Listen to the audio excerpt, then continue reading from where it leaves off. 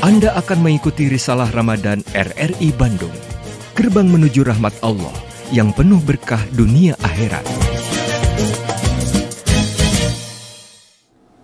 Assalamualaikum warahmatullahi wabarakatuh. Waalaikumsalam. Alhamdulillahilladzi ja'ala Ramadan syahran mubarak. Asyhadu an la ilaha illallah wahdahu la syarikalah wa asyhadu anna Muhammadan abduhu wa rasuluh alladzi la nabiyya ba'dah. Pendengar dan pemirsa dari Bandung, terima kasih masih bersama kami di Risalah Ramadan yang setiap pagi menemani Anda di makan sahur. Tentu pada kesempatan saat ini kami bersama Ustadz Umar Yusuf MSOS yang akan mengangkat tema unsur-unsur kekuatan Islam. Baik pendengar dan pemirsa, kita ikuti apa saja unsur-unsur kekuatan Islam bersama Ustadz Umar Yusuf MSOS. Silakan Ustadz. Baik, terima kasih Pak Haji. Bismillahirrahmanirrahim. Assalamualaikum warahmatullahi wabarakatuh. Innal hamdalillah nahmaduhu wa nasta'inuhu wa nastaghfiruh wa na'udzubillahi min syururi anfusina wa min sayyiati a'malina may yahdihillahu fala mudhillalah wa may yudlil fala hadiyalah. Asyhadu an la ilaha illallah wahdahu la syarikalah wa asyhadu anna Muhammadan abduhu wa rasuluh la nabiyya ba'dah. Allahumma shalli ala Muhammad wa ali Muhammad wa barik wa sallim. Syukur alhamdulillah kita panjatkan puji dan syukur kehadirat Allah Subhanahu wa taala karena atas takdirnya kita semuanya masih diberikan kesehatan lahir dan batin. Dengan sehat kita bisa melaksanakan kewajiban kita sebagai seorang manusia dan kewajiban kita sebagai seorang muslim. Salawat dan salam tidak lupa pula kita sampaikan kepada pembawa risalah al-Islam Rasulullah Muhammad sallallahu alaihi wasallam, kepada keluarganya, para sahabatnya, para tabi'in, tabi'ut tabi'in, juga kepada seluruh umatnya dari awal hingga akhir zaman. Jamaah pemirsa RRI dimanapun berada, alhamdulillah kita bisa berjumpa kembali di program Risalah Ramadan. Mudah-mudahan Allah senantiasa memberikan pemahaman agama kepada kita dan tentunya meringankan di dalam mempraktekannya di dalam kehidupan sehari-hari.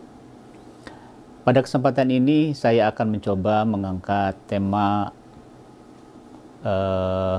Anasirul Quwatul Islam atau unsur-unsur kekuatan Islam. Kalau kita melihat sejarah dakwah, kita akan menemukan dalam sejarah itu orang-orang yang melakukan transaksi jual beli gitu, antara dirinya dengan Tuhannya. Misalnya ada sebuah ayat, A'udzubillahi samiil alim minasyaitonir rajim, bismillahirrahmanirrahim. Innallaha astara minal mu'minina anfusahum wa amwalahum bi anna lahumul jannah. Sesungguhnya Allah telah membeli dari orang-orang yang beriman itu hanya dua yang Allah beli. Pertama adalah amwalahum, hartanya. Hartanya dibeli oleh Allah. Kemudian orang beriman menjualnya. Jadi transaksi jual beli dalam Islam seperti itu. Jadi bukan menjual harta ke yang tidak jelas.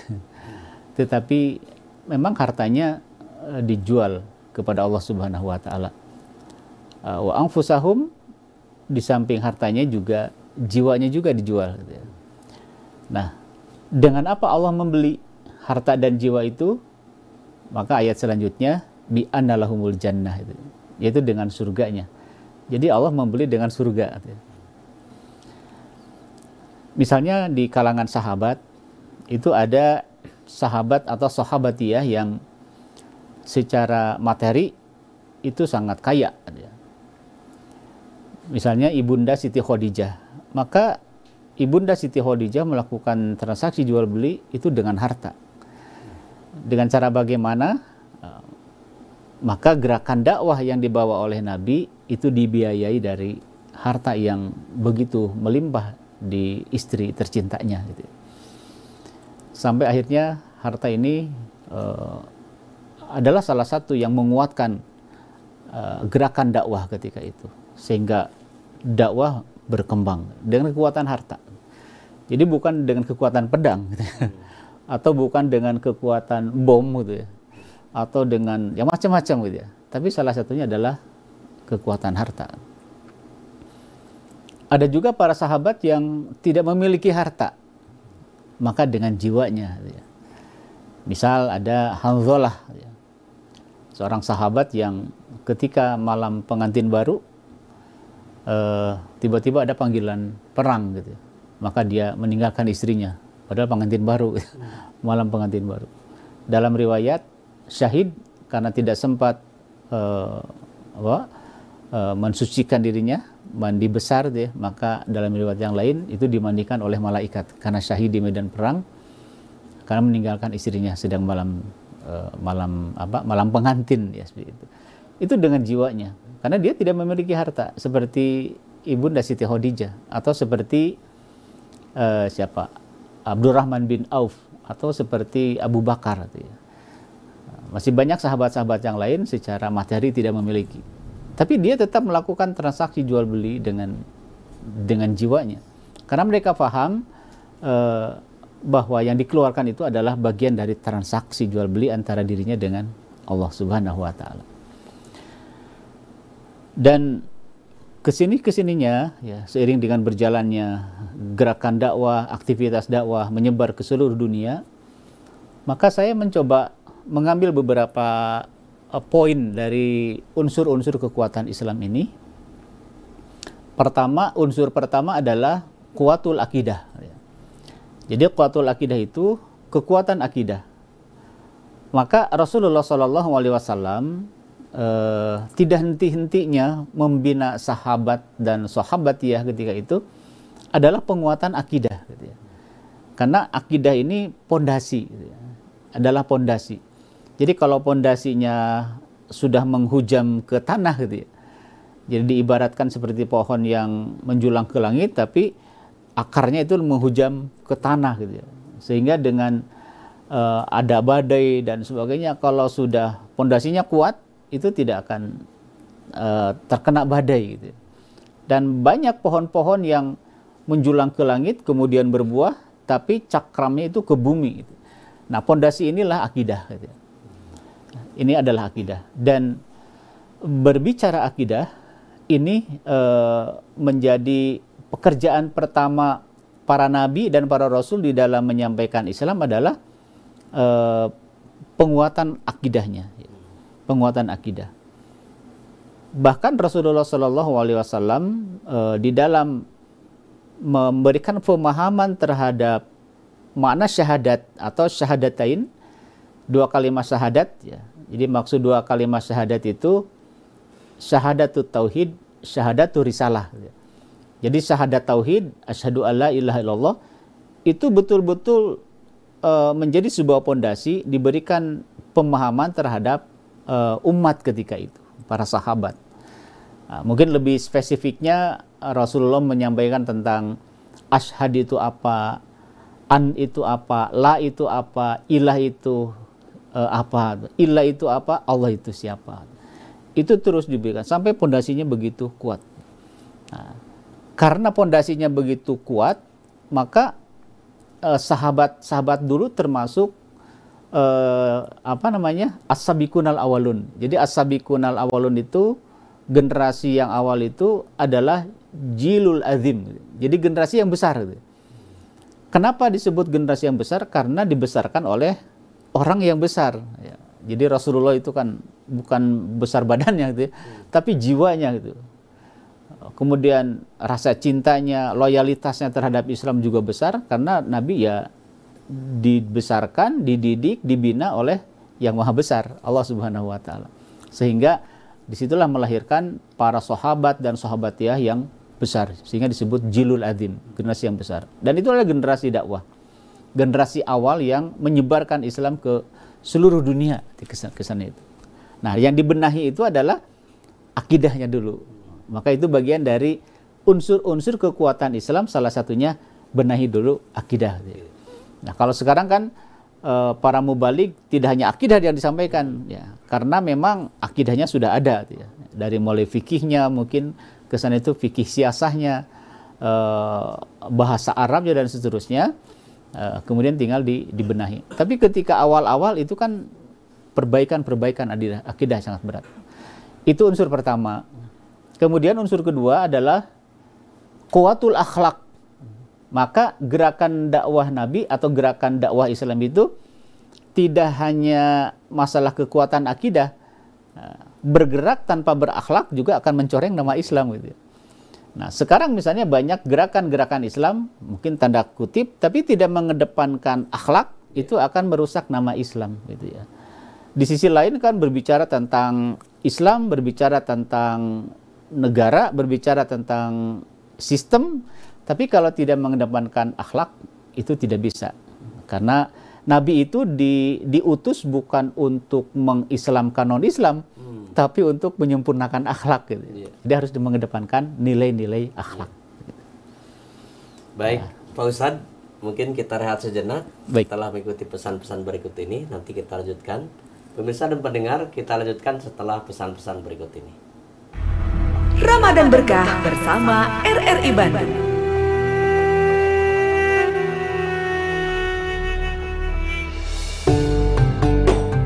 Menyegerakan berbuka dan mengakhiri sahur termasuk sunnah puasa. Selamat menjalankan ibadah puasa bersama RRI Bandung.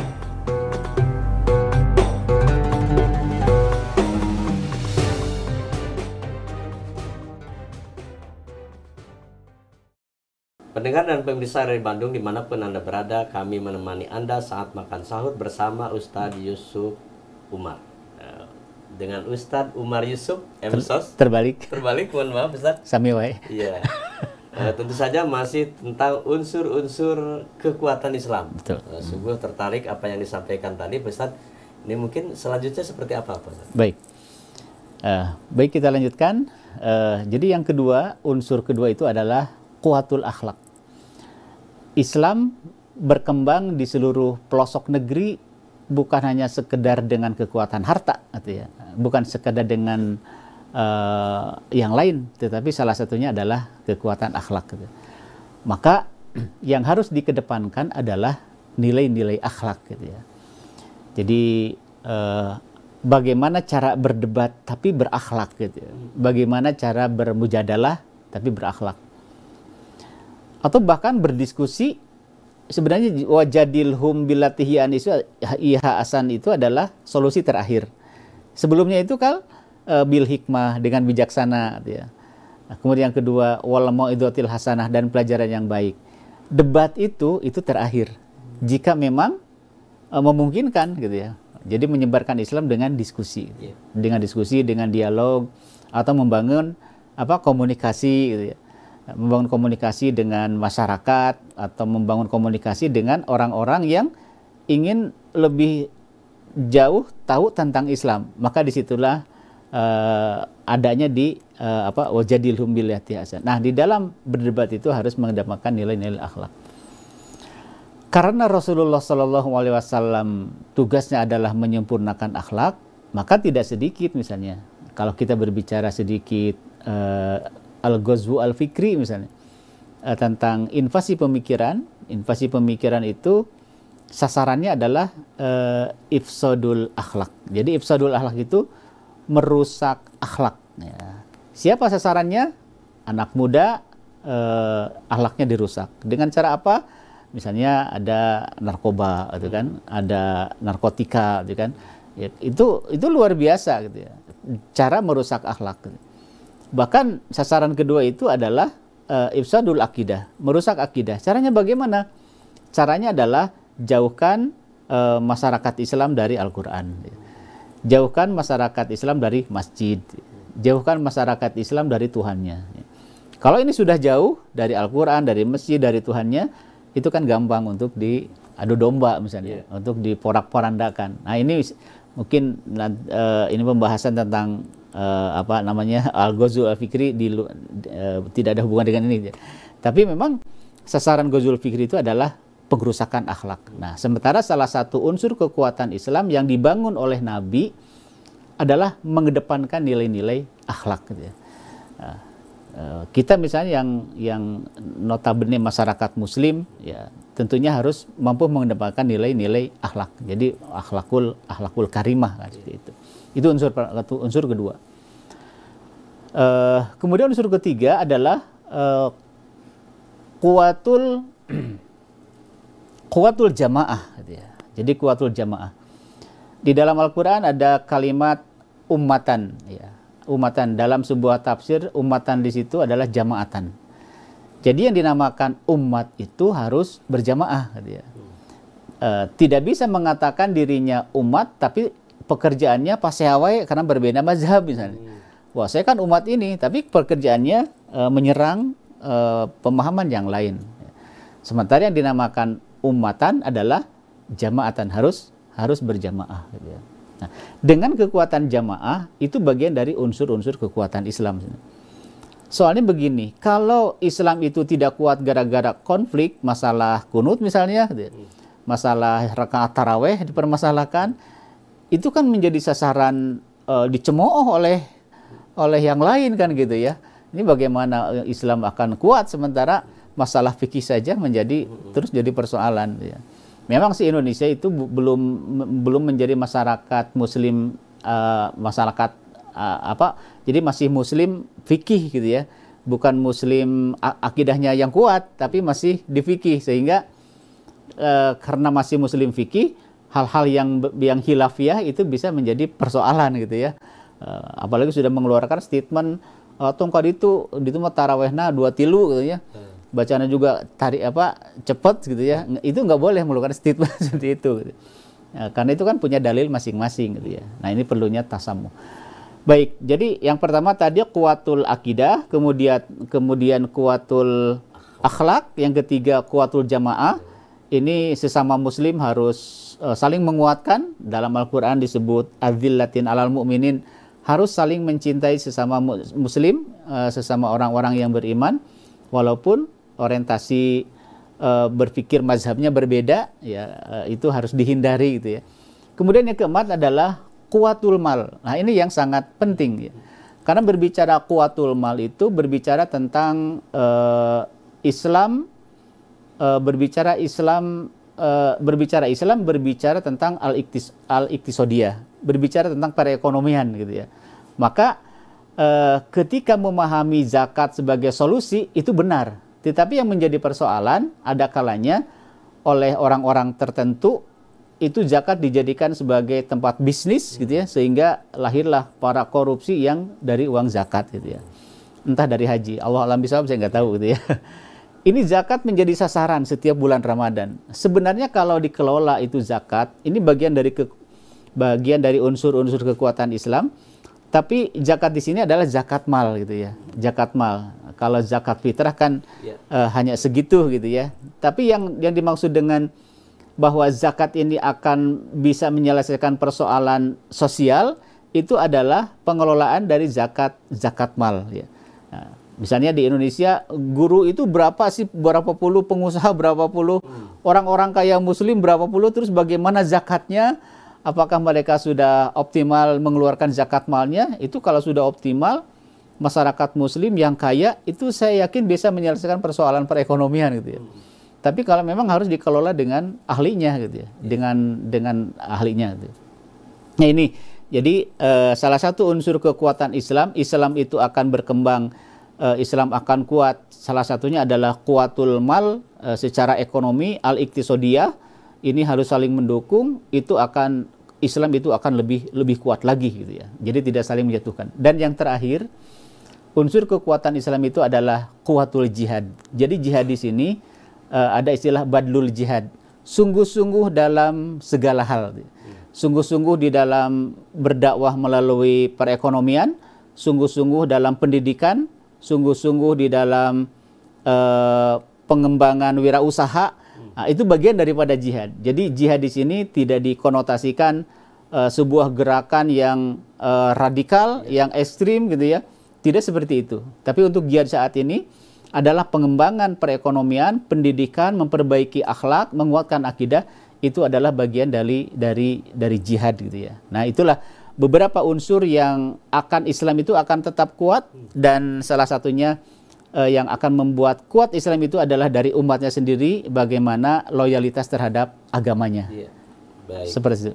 Baik, pendengar dan pemirsa, tentu saja setelah kita menyimak apa saja unsur-unsur kekuatan Islam, begitu banyak hal yang disampaikan Pak Ustadz Umar Yusuf di kesempatan pagi hari ini. Dan mungkin saja Pak Ustadz bisa tarik kesimpulan dari apa yang disampaikan tadi. Baik, kesimpulannya bahwa Islam itu akan tetap kuat, ya. Islam akan tetap berkembang, Islam akan tetap bergerak memberikan solusi kepada masyarakat, tapi yang harus dipahami adalah pertama, perbaiki akidah. Oleh karena itu, mari di bulan Ramadan ini akidah kita, ikatan kita dengan Allah ditingkatkan gitu ya. Membaca Al-Quran, tadarus dan sebagainya. Yang kedua, mari kita kedepankan setiap aktivitas akhlak kita, akhlakul karimah, karena Nabi mencontohkan seperti itu. Yang ketiga adalah kuwatul jamaah, gitu ya. Mari kita sama-sama walaupun berbeda faham dalam bermazhab, kita satukan perbedaan itu, karena itu akan melahirkan sebuah kekuatan. Kemudian kuwatul mal, kekuatan harta.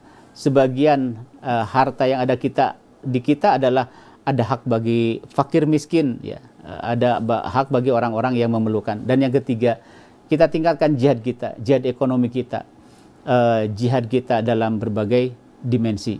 Insya Allah dengan memahami beberapa unsur tersebut, kita akan semakin merasa memiliki terhadap Islam. Demikian, Pak Haji. Baik, terima kasih Pak Ustadz kebersamaan kita di pagi hari ini menemani pendengar dan pemirsa makan sahur. Mudah-mudahan selalu sehat walafiat. Ditunggu di kesempatan lain. Insya Allah. Kita berjumpa di Risalah Ramadan. Pendengar dan pemirsa dari Bandung dimanapun Anda berada, demikian apa yang telah disampaikan unsur-unsur kekuatan Islam. Tentu saja, marilah kita sama-sama untuk memperkokoh, memperkuat keimanan kita, lebih-lebih di bulan Ramadan ini, supaya kita akan menjadi hamba Allah yang dipilih, menjadi hamba yang mutakin. Dan tentu saja di saat Ramadan ini kita sangat cerdas untuk memanfaatkan harta kita menjadi harta yang diridhoi oleh Allah Subhanahu wa taala, dan disisihkan dari sebagian harta kita untuk fakir miskin, anak yatim, duafa. Dan tentu saja tingkatkan ibadah saum kita betul-betul menjadi ibadah yang diterima oleh Allah Subhanahu wa taala. Wakili kerabat kerja yang bertugas atas minta solihin pamit undur diri. Wassalamualaikum warahmatullahi wabarakatuh. Waalaikumsalam. Demikian telah Anda ikuti Risalah Ramadan RRI Bandung. Nantikan acara kami selanjutnya.